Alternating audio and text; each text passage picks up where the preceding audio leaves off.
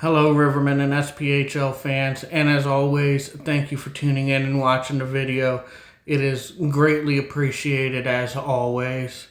So, got a lot to dive into and talk about with this one.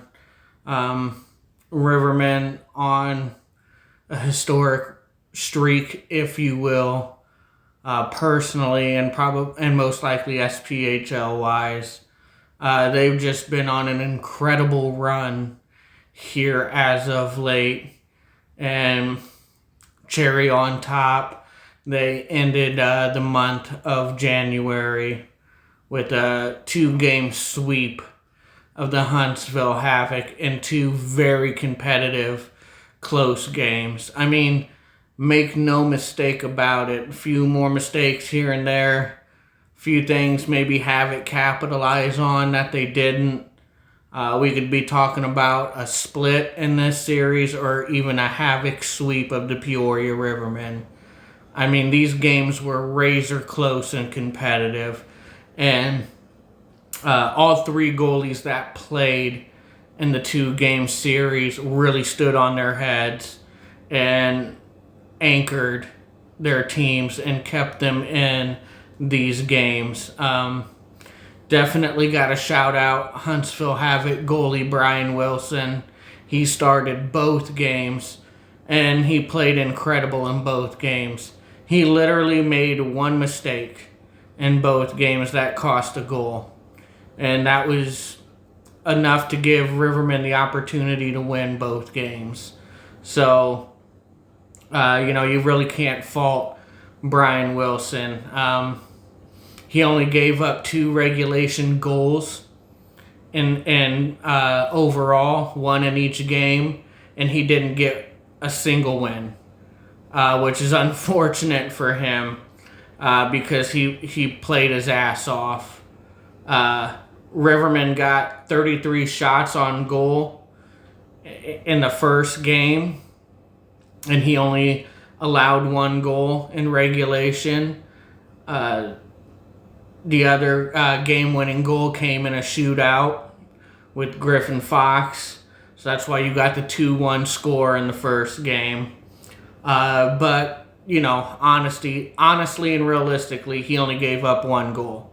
When it comes to regulation and overtime, he really gave Havoc a chance to win. Like I said, 33 shots on net, including overtime. And he only gave up 1 goal. On a shoe on the other foot now, talking about Rivermen, Connor McAnanima was outstanding in this game. I mean, he literally gave up a goal on the very first shot of the game. After that, he locked down the net completely. He faced 40 shots, turning away 39 of them. Like I said, only allowing 1 goal that went in on the very first shot. And it was a great shot. A great shot by Lincoln Earn. He was below the dots. He only had 1 place to put that puck for it to go in the net. And it wasn't a very big area to put the puck. He basically had to be precise and was precise and found a slight opening just above Connor's shoulder in the top shelf to get Havoc on the board 1-0. I mean, it was a great shot. You got to give him credit for it. But Connor McAnanima slammed the door down after that and didn't allow another goal in the game. The goal that tied it up in the second period was Zach Sirota playing, I believe, in his 2nd or 3rd game with the Rivermen here. I want to say it was his 3rd game with against Huntsville in Game 1. And he got his first goal, which was awesome to see. Dynamic duo there from the Black Bears, both contributing majorly and getting us this first win in Huntsville, taking us to a shootout where Griffin Fox got the game-winning goal. So it was like a playoff game. It was a great atmosphere, very competitive. Could have gone either way. Rivermen found a way to get the job done, and walked away, or in this case, skated away with 2 points in the W. You move on to the second game, even more close and competitive. I mean, this was an edge-of-your-seat game, I'm sure, for all fans involved, Rivermen and Havoc. Again, this game could have gone either way. After the second period, I made a comment that one goal could very well win this game, the way the goalies are playing. And sure enough, one goal won the game. Nick Latinovich played outstanding. He's been such a rock back there lately. I haven't seen him playing this good since he won a championship with us. He seems like he's back to form, back on par with the way he played when we won a championship. I mean, he has looked incredible the past couple of games, and believe it or not, he's got 4 shutouts now, which leads the league in the SPHL. So, I mean, you can't argue that. He's just played phenomenal for us and put the team on his back tonight and helped us get a W. First 2 periods were scoreless. Overall, Rivermen got 31 shots on goal, and only one went in. So Brian Wilson was 30 of 31 on the game, which is very respectable. I mean, he gave Havoc every chance to win this game or tie this game to send it to overtime or another shootout. Again, even though he made a mistake, that you could argue he made a mistake that cost this goal, you still can't hang the loss on Brian Wilson. He can't score the goals. So, I mean, he gave Havoc every chance. Latinovich said no. He stopped all 35 shots, 35 for 35.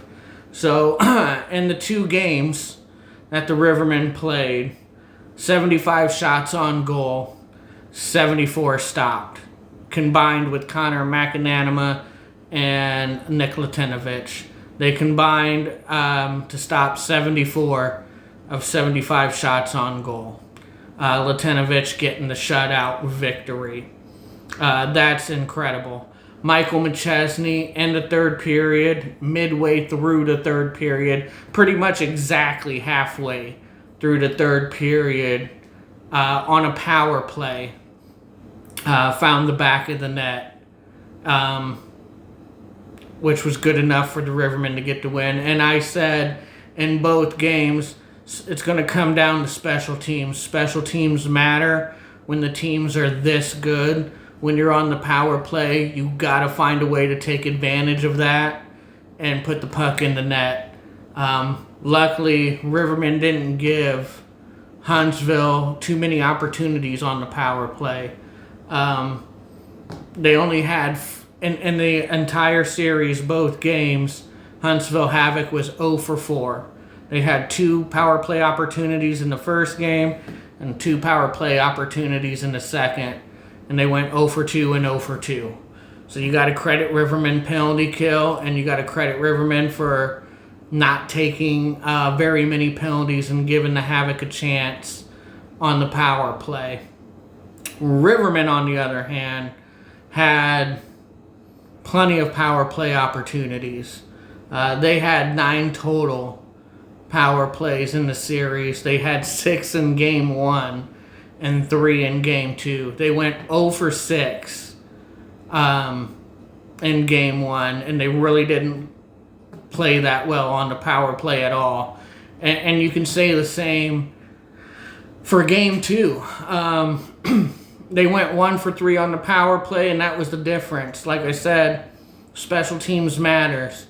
When you're playing a team as good as Huntsville and they give you a man advantage, you got to take advantage of that man advantage And Rivermen finally did that and cashed in a goal in the third period, which turned out to be the game-winning goal by Michael McChesney, going 1 for 3. That first power play was god-awful by the Rivermen. I don't think they ever one time established a zone in the first power play and didn't get a shot on goal. Second power play was not much better. But the third power play, where they got the power play goal, ironically, that was their best power play of the series. And they ended up pushing across the goal because of that. So again, you got to give props to Michael McChesney. It was an unassisted power play goal. He took advantage, had a golden opportunity to put the puck in the net, and he cashed in. So with that, Rivermen take the 2-0 sweep and continue their win streak, which is now stretched to 12 games. 12-game win streak for the Peoria Rivermen, again, which is very incredible. I'm very proud of the Rivermen for that. But even more incredible, dating back, their last regulation loss came back in December 12th against Knoxville Ice Bears. They lost 3-1 in Peoria against the Knoxville Ice Bears, December 12th. Since then, they've gone 18-0-1. Their last loss, which was in overtime, coming against the Quad City Storm in Quad City. Leif Matson had a breakaway and put it by Latinovich and won. And that's where you get your one loss in this 18-game stretch. Outside of that, which came, like I said, came December 31st, was that OT loss. In the month of January, undefeated. Won every single game in January, all 12 games. Undefeated in 2026, the only team to be undefeated in 2026. And like I said, you have to go clear back to December 12th for their last regulation loss against the Knoxville Ice Bears, 3-1 in Peoria. Since then, like I said, 18-0-1. That's pretty phenomenal. I don't care what league you're in, who the team is. To put up numbers like that, you got to be able to respect that and recognize that. I mean, even if you're not a fan of the team, even if you dislike the Rivermen, and you're rooting for them to lose during this streak, you still got to respect what they've done the last 19 games, going 18-0-1 and putting on a 12-game win streak. I mean, teams don't hold Huntsville Havoc to 1 goal in Huntsville in a 2-game series. They don't do that. Huntsville Havoc is a Class A organization, as good as it gets when it comes to SPHL hockey. I mean, they're the standard. So if you're holding them to 1 goal in 2 games in Huntsville, you're doing something right. You got goalies back there that are locked in. You got a team defense that's locked in, a team that's locked in together, putting in a great team effort, working hard, and finding ways to win. That's what makes a great team. It doesn't always have to be pretty. It doesn't always have to be a dominant win. You find ways to win. We were down 1-0, found a way to come back and win 2-1 in a shootout. No goals the first 2 periods. Both goalies look great. Still looking great halfway through the third. Literally one mistake by Brian Wilson, and Rivermen take advantage and find a way to put the puck in the net, and then find a way to finish the game and hold on to win for the 1-0 victory. Like I said, that's what great teams do, folks. Like it or not, like the Rivermen or not, they're playing great hockey. They're finding ways to win, whether it's ugly or pretty. they're finding ways to get 2 points in the W. And that's the bottom line. That's as long as you're doing that, you got some happy fans back at home. You certainly can't hate on that, especially considering the call-ups and injuries we have. We still got Adeniyi on the IR. We still got Caden Henry on the IR. We still got Mike Gillette called up. We still got Garrett Devine called up. Jack Boston called up. And we literally just got Griffin Fox back before this series against Huntsville Havoc. So, we've done it shorthanded with a short bench. We've done it with new guys. We've done it with the veterans. We've done it every which way. Losing Jack Boston, people thought, they might drop a few games. But Tino's held strong, and Connor's played outstanding since being here. Connor McAnama has only given up 3 goals total. He's given up 1 goal in each of the 3 games he's played with the Rivermen and won all 3 games. So he deserves just as much credit as anybody for holding on, for helping the Rivermen hold on to this win streak and run. He's been outstanding for us since coming over from the Black Bears, really helping us get through this with Boston being called up to the ECHL. So, I really don't have much to complain about. These guys have been working their asses off and put in a great team effort, and it's showing on the ice. Like I said, even in these games, it didn't always look pretty. There's moments in both games that Havoc absolutely dominated us, and we still held them off the board, besides the very first shot of game 1. That's insane. That's literally the only goal in regulation Havoc scored, was the very first shot they had in the series against Connor McAnama. That still blows my mind. It almost leaves me speechless. I know. Not easy to do. But just the way they're playing and the way they played and found a way to win this series and sweep a grade A team in their home barn, I can't say enough good things about that. So I am so happy that I can look at the month of January, look at all 12 games and say we won every single one of those. Not easy opponents. None of these matchups were easy. But they had to work and earn every single one of those wins. Nobody can take that away from the Rivermen. It's like I said, and if you do, you just look foolish.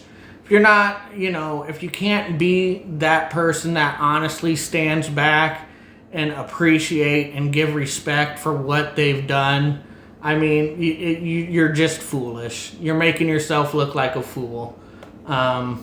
Like I said, you can still dislike the Rivermen. You could still want to see them lose and also respect and appreciate what they've done on this run. You can do both, believe it or not. So I hope teams do appreciate that. And I know somebody's going to want to be that team that hands us that first loss to end the win streak. And with that, we travel Wednesday night to Evansville Thunderbolts. Again, this is a better team than people give credit. They've been on a kind of a slump lately, not winning like they were at the beginning of the season. They went on a run at the beginning, and I don't know if they were first place or not. I think they might have been first place for a minute, because they did. They went on an incredible. They had a 7-game win streak themselves at one point in time. So Thunderbolts, they're a good team. They're 4-6 in their last 10 games. Unfortunately for them, and they're 1-4 in their last 5. So again, like I said, they've kind of slowed down a bit, but they're still a tough team. With Scott Curitan, Tyson Gilmore, Miles Abbott, Derek Contessa. I mean, they got people that can hurt you in that lineup and score goals, and they're a very physical team. They will wear you down with their physical play. So, I mean, they're a dangerous team, and we can't overlook them Wednesday. It's not an automatic win, especially in Evansville by any stretch of the imagination. We're going to have our hands full against the Thunderbolts. They won the first 3 games against us that we've seen them, but we've won the last 4 games against Evansville. So we're 4-3 on the season against the Evansville Thunderbolts. So we look to make it 5 in a row against the Thunderbolts. We look to make it 13-0 and 19-0-1 come Wednesday. But it's not going to be easy. It is not going to be easy. They're not going to want to lose to us so we continue our win streak. They want to be the team to end that and kind of get back on track themselves, because beating us could be the momentum they need to get back on track. So we better be ready and prepared to play a good Thunderbolts team. With Stead at net, most likely, who's a damn good goalie. We went against Cody Karpinski in Peoria last time we faced them, and I expect us to face Kristen Stead when we play them coming up here Wednesday. And like I said, I look for it to be a great game too. They're certainly not going to take it easy. I know AO's not going to be coming off the IR for that game. Something tells me we won't be seeing Caden Henry either. So who we got is who we got, most likely, just like we had with Huntsville. And hopefully we find a way to win like we've done the last 12 games. Like I said, the only thing I ever ask of the Rivermen is they be consistent and they go out there and give us 100% effort. And try and play their best hockey. Like I said, if we lose, we lose.